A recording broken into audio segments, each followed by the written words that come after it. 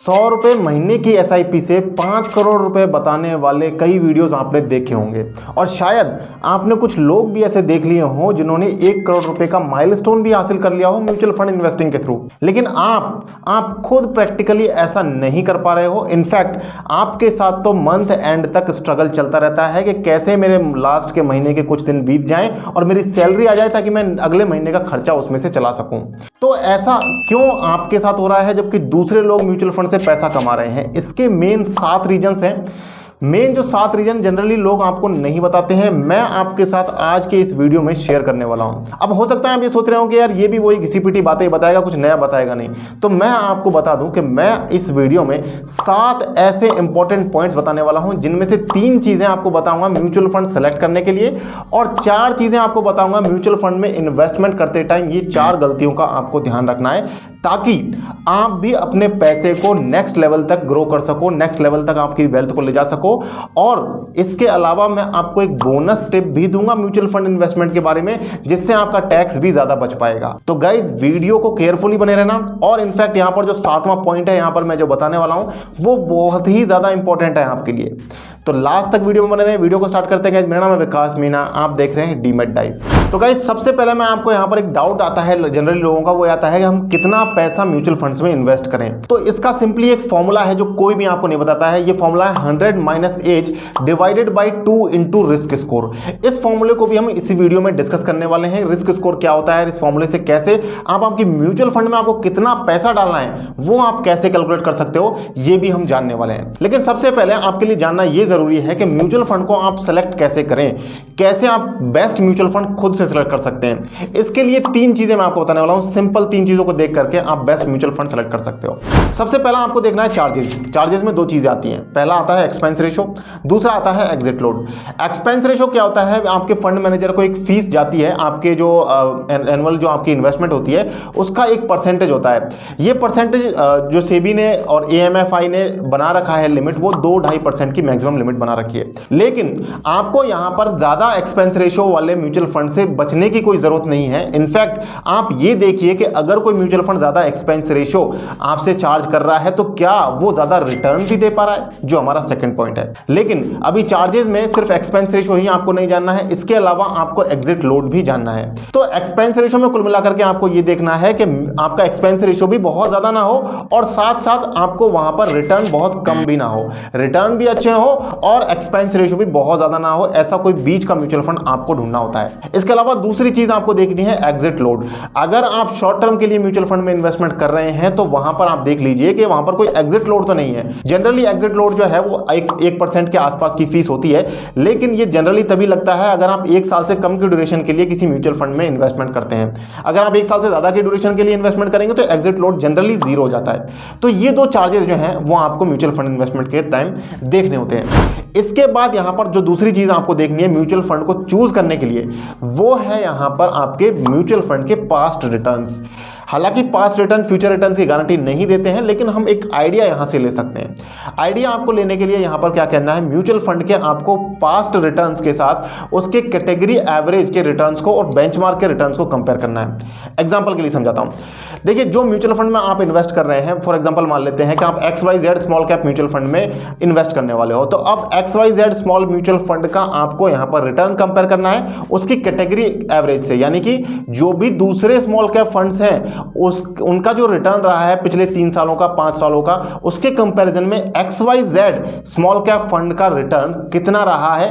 क्या उनसे category average से ज्यादा रहा है तो बेटर है, अगर कम रहा है तो आपको वहां पर थोड़ा सा डाउट करना चाहिए। दूसरी चीज यहां पर आपको इसी XYZ स्मॉल कैप फंड के रिटर्न्स को यहां पर आपको बेंचमार्क से भी कंपेयर करना है। इन जो भी म्यूचुअल फंड्स में फंड मैनेजर इन्वेस्ट करते हैं इन सबके एक बेंचमार्क बनाई जाती है और उस बेंचमार्क से आपको यहां पर कंपैरिजन करना होता है। अगर आप ये जानना चाहते हैं, ये सारा एनालिसिस करना चाहते हैं, तो आपको अपस्टॉक्स का नीचे डिस्क्रिप्शन में लिंक मिल जाएगा। अपस्टॉक्स में आप जाकर के म्यूचुअल फंड जब इन्वेस्टमेंट करते हैं तो आपको ये सारा डेटा, ये सारा एनालिसिस वहां पर ऑटोमेटिकली मिल जाता है। अब यहां पर आप ये 2 चीजें देखेंगे। एक तो आप देखेंगे कैटेगरी एवरेज के कंपैरिजन में आप जो XYZ म्यूचुअल फंड सेलेक्ट करने जा रहे हो उसका रिटर्न बेटर होना चाहिए।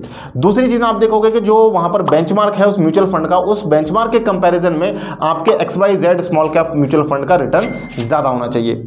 दो चीज़ें हमने यहाँ पर कवर कर लिया म्यूचुअल फंड को सेलेक्ट करने के लिए, जो दो चीज़ें हैं चार्जेस और रिटर्न्स।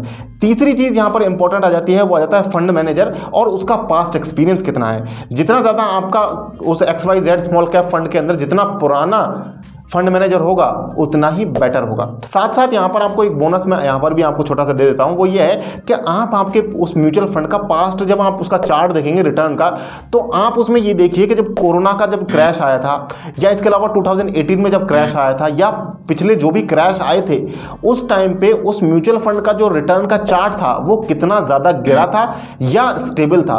अगर ऐसे क्रैश के टाइम पर म्यूचुअल फंड का रिटर्न स्टेबल रहता है तो इसका मतलब है वो जो फंड मैनेजर है उसकी परफॉर्मेंस काफी अच्छी है, उसने सही टाइम पर सही डिसीजन लेकर के गलत कंपनीज को बेच करके सही कंपनीज में ऐसे क्रैश के टाइम पर इन्वेस्टमेंट की, जिसकी ही वजह से, इसकी वजह से ही तो आप उसे पेमेंट कर रहे हो, आप उसकी एक्सपर्टीज की वजह से ही तो आप उसे 1.5% का एक्सपेंस रेशियो पे करते हो।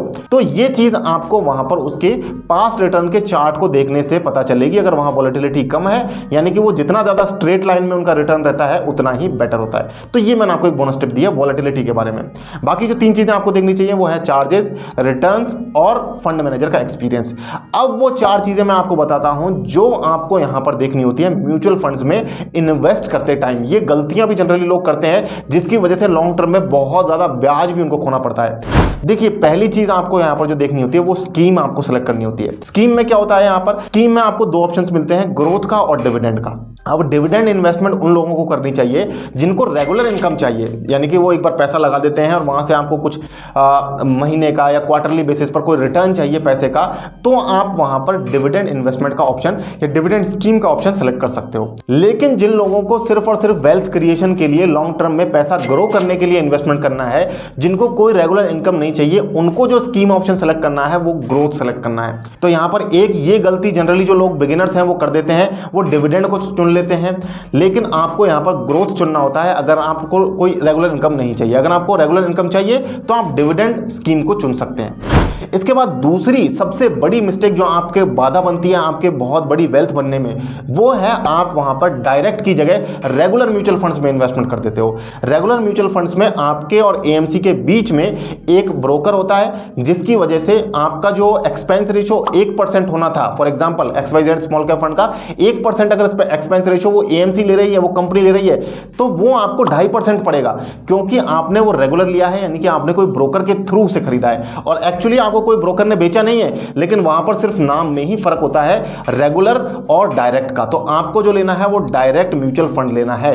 तो दो चीजें यहां पर हो गई, ग्रोथ एंड डायरेक्ट। बिगिनर्स के लिए स्पेशली ये ट्रिक बहुत काम आने वाली है, और जो एडवांस लेवल के हैं वो अब यहां पर थोड़ा सा केयरफुल हो जाइएगा। तो देखिए, म्यूचुअल फंड इन्वेस्टमेंट करते टाइम यहां पर एक और जो डाउट आता है वो आता है कि हम कौन सी स्ट्रेटजी अपनाएं, लमसम इन्वेस्टमेंट करें या हम एसआईपी के थ्रू जाएं। देखिए, इसका सिंपल सा फंडा ये है कि आपकी इनकम कैसे आती है। अगर आप कोई सैलरीड पर्सन है, यानी कि आपको महीने का महीने पैसा आता है, तो आपके लिए एसआईपी बेस्ट है। लेकिन अगर आपको पैसा जो है वो टुकड़ों में, बंचेज में आता है, कभी कभी आता है, कभी कभी नहीं आता है, तो उस केस में आपके लिए लमसम जाना ज्यादा बेटर रहता है। तो ये सिंपल सा फंडा है, इसमें कोई बहुत ज्यादा आपको दिमाग नहीं लगाना है। इसके अलावा एक जो मेजर डाउट आता है, मेजर क्वेश्चन आता है, वो ये कि हम म्यूचुअल फंड्स में कितना पैसा डालें। तो गाइस देखिए, मैं यहाँ पर एक बार समराइज कर देता हूं। हमने सबसे पहले जाना कि कैसे आपको म्यूचुअल फंड ढूंढना है, बेस्ट म्यूचुअल फंड कैसे सेलेक्ट करना है। उसके लिए 3 पॉइंट्स हमने जाने, चार्जेस, रिटर्न्स और यहाँ पर फंड मैनेजर का एक्सपीरियंस। इसके बाद हम वो 4 चीजें डिस्कस कर रहे हैं जो म्यूचुअल फंड में इन्वेस्ट करते टाइम आपको वहां पर केयरफुल होकर के सेलेक्ट करनी है। पहली चीज हमने जानी स्कीम, यानी कि ग्रोथ और डिविडेंड का डिफरेंस। दूसरी चीज हमने जानी डायरेक्ट और रेगुलर का डिफरेंस। तीसरी चीज हमने यहां पर जानी है कि आपको एसआईपी करनी है या लमसम करना है। अब जो चौथी फाइनल चीज है वो ये है कि अमाउंट जो आपको इन्वेस्टमेंट करना है वो कितना होना चाहिए। तो देखिए, इसका कोई थंब रूल मार्केट में आपको जनरली नहीं बताते हैं लोग, लेकिन मैं यहां पर आपके लिए एक स्पेशल थंब रूल लेकर के आया हूं, जिस थंब रूल का मैंने आपको स्टार्टिंग में भी एक बार एग्जांपल दिया था। वो थंब रूल है 100 minus age divided by 2 into risk score. तो देखिए, आपकी एज एग्जांपल के लिए मान लेते हैं 25 ईयर्स है। अब ये जो रिस्क स्कोर है, ये दूसरा वेरिएबल इस फॉर्मूले के अंदर रह जाता है। अब रिस्क स्कोर को आप कैसे जान सकते हैं, आपको ये देखना है कि जब मार्केट 10% गिरता है तो क्या उस टाइम आप आपके इन्वेस्टमेंट को बाहर निकालने के लिए भागते हो? अगर आप उस अपने पैसे अपनी इन्वेस्टमेंट को सेल करने के बारे में सोचते हो तो आपका जो रिस्क स्कोर है वो 1 का हो जाता है, यानी कि आप एक कंजर्वेटिव इन्वेस्टर हो। अगर जब मार्केट गिरता है तो आप उसमें इन्वेस्टमेंट और ज़्यादा करने के बारे में सोचते हो तो आप एक एग्रेसिव इन्वेस्टर हो, तो आपका रिस्क स्कोर 3 का हो जाता है।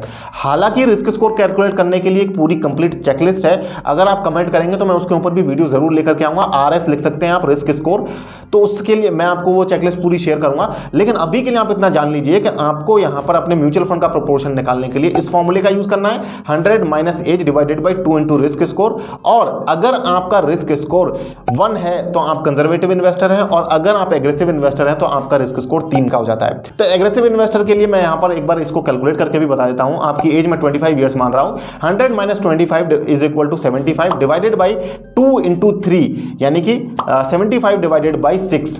तो इसको जब आप कैलकुलेट करते हैं तो ये जो नंबर बनकर के आता है वो करीब करीब 12.5% के आसपास बनकर के आता है। तो इसका मतलब क्या हुआ? इसका मतलब ये हुआ कि आप जो भी टोटल इन्वेस्टमेंट्स कर रहे हैं उसमें से 12% इन्वेस्टमेंट ही आपकी म्यूचुअल फंड्स के अंदर होनी चाहिए, अगर आप एक एग्रेसिव इन्वेस्टर हैं। उसके अलावा बाकी की जो आपकी इन्वेस्टमेंट्स हैं वो आपकी स्टॉक मार्केट में जाती हैं, डायरेक्ट स्टॉक्स में, अगर आप एक एग्रेसिव इन्वेस्टर हैं। और अगर जो 2 नंबर का जो रिस्क स्कोर है वो एक मॉडरेट इन्वेस्टर के लिए होता है, तो आप उसके हिसाब से भी कैलकुलेट करके देख सकते हैं। और अगर आप एक कंजर्वेटिव इन्वेस्टर हैं तो आपका जो यहाँ पर म्यूचुअल फंड्स में इन्वेस्टमेंट का प्रोपोर्शन होगा वो करीब करीब 33-34% के आसपास का निकल करके आता है। तो गाइज आई होप कि आपको इस वीडियो के अंदर काफी ज्यादा वैल्यूएबल इंसाइट्स मिली हैं। अगर मिली हैं तो प्लीज वीडियो को लाइक करें।